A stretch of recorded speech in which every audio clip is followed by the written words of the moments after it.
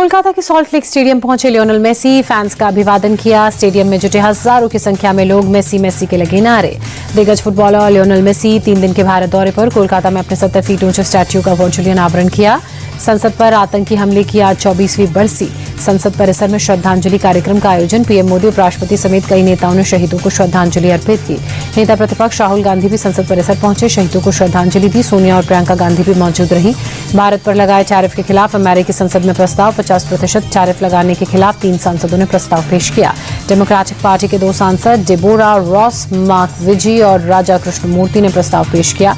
Tariff को बताया गलत। अमेरिका ने भारत पर अगस्त में लगाया था 50% टैरिफ। जनगणना 2027 के लिए मोदी कैबिनेट की मंजूरी। 11,718 करोड़ रुपए के बजट को मिली मंजूरी। केंद्रीय मंत्री अश्विनी वैष्णव ने दी जानकारी।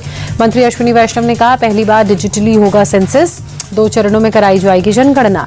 मनरेगा योजना का नाम पूज्य बापू ग्रामीण रोजगार योजना किए जाने पर प्रियंका गांधी ने कहा, इससे पीछे सरकार की क्या मानसिकता समझ नहीं आ रही। इससे क्या फायदा होगा, उल्टा सरकार का खर्च और बढ़ेगा।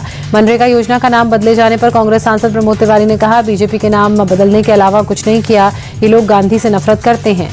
दिल्ली में सांस लेना दुभर हुआ। अक्षरधाम इलाके में 400 के पार AQI, एयर क्वालिटी इंडेक्स गंभीर श्रेणी में। धुंध की मोटी परत में छिपा अक्षरधाम मंदिर। दिल्ली एम्स इलाके में बेहद खराब श्रेणी में प्रदूषण का स्तर पहुंचा। AQI 376। धुंध की मोटी परत की वजह से विजिबिलिटी लो।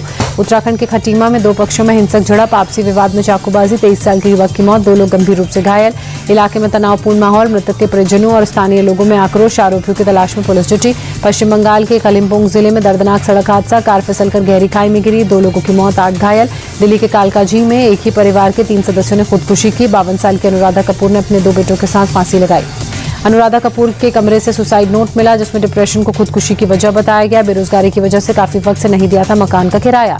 बिहार के नालंदा में मारपीट में घायल शख्स की मौत हुई। पावापुरी में इलाज के दौरान पीड़ित अतहर की मौत। 5 दिसंबर को 10 से 12 लोगों ने किया था हमला। गांव में घूम घूम कर कपड़े बेचता था अतहर। मारपीट के 10 आरोपियों में से अब तक 4 आरोपी पुलिस की गिरफ्त में। घने कोहरे के चलते ग्रेटर नोएडा में एक्सीडेंट। ईस्टर्न पेरिफेरल एक्सप्रेसवे पर कई गाड़ियों की आपस में टक्कर, कई लोग हुए घायल।